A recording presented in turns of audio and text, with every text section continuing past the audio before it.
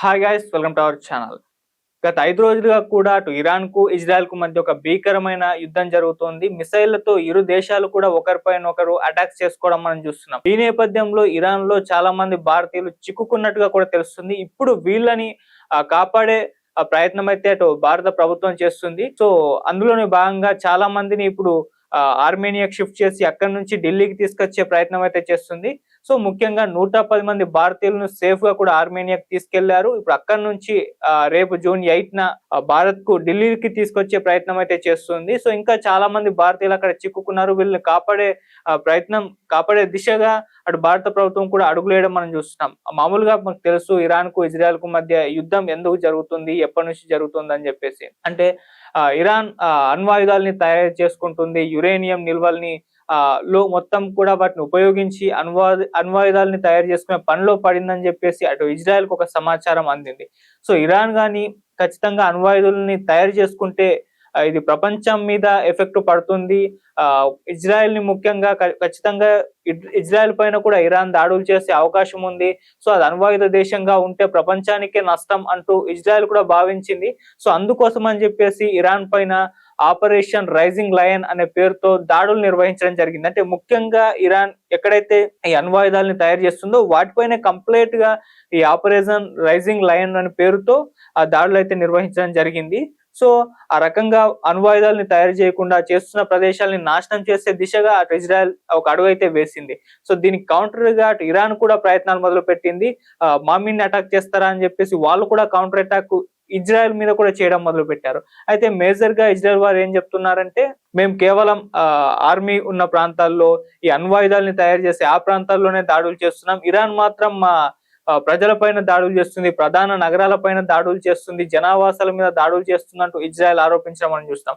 ఆ రకంగా ఒక భీకరమైన పోరు ఒక 5 రోజుల నుంచి కూడా కంటిన్యూ అవుతుంది. అయితే ఇది ఎప్పుడు ముగుస్తుంది తెలీదు. మరి సుదీర్ఘ కాలం పాటు జరిగే అవకాశం ఉందని కూడా చాలా మంది నిపుణులు అయితే చెప్తున్నారు. ఎందుకంటే రష్యా ఉక్రెయిన్ వార్ చూసాం, అలా స్టార్ట్ అయిందో లేదో ఇప్పటికి కూడా ముగింపు ఎక్కడ ఉంటుందో కూడా తెలియని పరిస్థితుల్లో రెండు దేశాలు కూడా చిక్కుకున్నాయి. దాదాపు 5 సంవత్సరాలుగా వాళ్ళ మధ్య యుద్ధం కూడా జరుగుతూనే వస్తుంది. అది ఎప్పుడు ముగుస్తుంది, ఎప్పుడు సీజ్‌ఫైర్ రెండు దేశాల మధ్య జరుగుతుందని చెప్పేసి ఒక క్లారిటీ అయితే లేదు. సో అటువంటి పరిస్థితి ఇప్పుడు ఇరాన్, ఇజ్రాయెల్ మధ్య కూడా చోటు చేసుకుందని కూడా చెప్తున్నారు.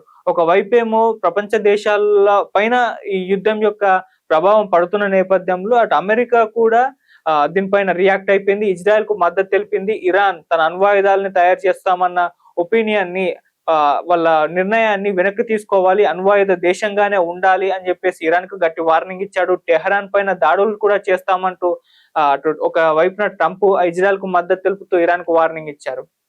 అలా ఇజ్రాయెల్ కూడా కొన్ని దేశాల నుంచి మద్దతు లభిస్తుంది. ముఖ్యంగా యెమెన్ కూడా సపోర్ట్ చేసింది. అండ్ G7 కంట్రీస్ ఏవైతే ఉన్నాయో అవి కూడా ఇజ్రాయెల్ కే మద్దతు తెలుపుతున్నట్టుగా కూడా తెలుస్తుంది.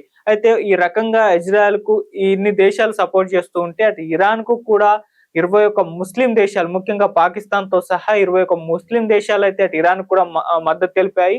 సో మేము అండగా ఉంటాం ఇరాన్ కంటూ చెప్పడం చూస్తాం. సో ఆ రకంగా ఒక వార్ మోడ్ లోకి, అంటే థర్డ్ వరల్డ్ వార్ మోడ్ లోకి అయితే వచ్చేసాం. కొన్ని దేశాలు ఇటు పక్కన, కొన్ని దేశాలు అటు పక్కన ఇలా చేరడం మనం చూస్తున్నాం. అయితే ఈ యుద్ధం మరి మూడో వరల్డ్ వార్ వచ్చే పరిస్థితులు కనిపిస్తున్నాయన్న ఒక చర్చ కూడా ప్రపంచవ్యాప్తంగా కూడా జరుగుతూ ఉంది. అంటే అటు అమెరికా నుంచి ట్రంప్ అయితే వీళ్ళ మధ్య సీజ్‌ఫైర్ అమలు చేసే దిశగా కూడా మేము వెళ్తామని చెప్పేసి ఈ రోజు ప్రకటించారు. కాకపోతే ఆయన మీద కొన్ని విమర్శలు వస్తున్నాయి. ఆయనే రెచ్చగొడుతున్నారు ఇజ్రాయెల్ ని ఈ యుద్ధం చేయడానికి, ఆయనే ఉసిగొల్పాడు, మళ్ళీ ఇప్పుడు మేమే సీజ్‌ఫైర్ అమలు చేస్తామని చెప్తున్నాడు. అతని మాటల్ని నమ్మలేము, అతను ఎప్పుడు ఎలా ఉంటాడో తెలియదు అంటూ కొంతమంది విశ్లేషకులు అతని గురించి బాగా తెలిసిన వాళ్ళైతే చెప్తున్నారు. అంటే ఇరాన్ అణ్వాయుధ దేశంగా ఉండడం ట్రంప్ కూడా ఇష్టం లేదు. ఖచ్చితంగా ఒకవేళ వాళ్ళు అణ్వాయుధాలను తయారు చేస్తే అమెరికాకు కూడా నష్టం అని చెప్పేసి అటు ట్రంప్ కూడా భావించాడు. సో ఆ నేపథ్యంలోనే ఇటువంటి స్టేట్మెంట్స్ అయితే ఇవ్వడం చూస్తాం. సో ఇది ఇలా ఉంటే ఇక వీళ్ళ మధ్య దాడులు, మిసైళ్లతోటి ఆ వీడియోలు అన్ని కూడా వైరల్ అవుతున్నాయి. ముఖ్యంగా ఇజ్రాయెల్ పెద్ద ఎత్తున ఇరాన్ పైన దాడులు చేస్తుంది. సో పెద్ద ఎత్తున డ్యామేజ్ కూడా చేసింది. అంతెందుకు ఇరాన్ సుప్రీం లీడర్ ఎవరైతే ఖమేని ఉన్నారో అతని ప్రధాన అనుచరుడు, అతనికి రైట్ హ్యాండ్ అని చెప్పుకునే ఆర్మీ చీఫ్ ని కూడా ఈరోజు దాడుల్లో కూడా చంపేశారు. ఇతను ఆర్మీ చీఫ్ గా మారి కేవలం 4 రోజులైంది. అంటే అంతకుముందు ఇంకో ఆర్మీ చీఫ్ ఉంటే అతను కూడా దాడిలో చనిపోయాడు. సో అతను చనిపోయిన తర్వాత నియమించిన 4 రోజులకే ఇతను కూడా చనిపోవడం చూస్తున్నాం. సో ఆ స్థాయిలో దాడులు జరుగుతున్నాయి. Even Iran supreme leader Khamenei ఎవరైతే ఉన్నారో అతను బంకర్ లోకెళ్ళి దాక్కున్నాడన్న ఒక సమాచారం కూడా ఉంది. అంటే ఈ స్థాయిలో ఇజ్రాయెల్ దాడులు చేస్తుంది. ఈవెన్ ఇజ్రాయెల్ ప్రెసిడెంట్ ఎవరైతే నెతన్యాహు ఉన్నాడో అతను కూడా ఒక స్టేట్మెంట్ ఇచ్చాడు. ఈ యుద్ధానికి సరైన ముగింపు ఏదైనా ఉందంటే అది ఇరాన్ సుప్రీం లీడర్ ఖమేనీని హంతమొందించడమే, అతన్ని చంపితేనే ఈ యుద్ధానికి పర్ఫెక్ట్ ఎండింగ్ అంటూ ఈ రకమైన ఒక సంచలన కామెంట్స్ చేయడం చూసాము. సో మరి ఆ స్థాయిలో వీళ్ళ మధ్య ఒక పోటీ నడుస్తున్న నేపథ్యంలో ఈ యుద్ధం ఇప్పట్లో ముగింపుకు వచ్చే పరిస్థితులు కూడా కనబడట్లేదు. ఇది కూడా సుదీర్ఘ కాలం పాటు సాగే అవకాశం ఉంది. ఇరు పక్షాలు కూడా ఈ యుద్ధాన్ని ఆపడానికి, ఈ మిసైళ్లతో దాడులు చేయడానికి ఏమాత్రం సుముఖంగా లేదు అని చెప్పేసి భావిస్తున్నారు. అటు ఇరాన్ కూడా ఇంత డ్యామేజ్ అయినా కూడా వాళ్ళు కూడా ఇక్కడ ఇజ్రాయెల్‌లో ఉన్న ప్రధాన నగరాల పైన దాడులు చేస్తున్నారు. సో ఈ దాడుల్లో దాదాపు ఇజ్రాయెల్ నగరాల్లో, పట్టణాల్లో ఉన్న 20 మందికి పైగా చనిపోయారు. వందల కొద్దీ గాయాల పాలైనట్టుగా కూడా ఒక సమాచారం అందింది. మరి ఇది ఎప్పుడు ముగిస్తుంది? అటు ఇజ్రాయెల్ ఖచ్చితంగా ఖమేనీని చంపేయాలి. అప్పుడే దీనికి పర్ఫెక్ట్ ఎండింగ్ అని చెప్తుంది. మరి సుప్రీం లీడర్‌ని చంపేంత వరకు ఈ యుద్ధం ఆపదా ఇజ్రాయెల్? మరి అమెరికా నుంచి ట్రంప్ ఒక వైపున మేము సీజ్ ఫైర్ చేస్తామని అంటున్నాడు. మరి అమలు చేసే అవకాశాలు ఏమన్నా కనిపిస్తున్నాయా? సో ఇవన్నీ తేలాల్సి ఉంది.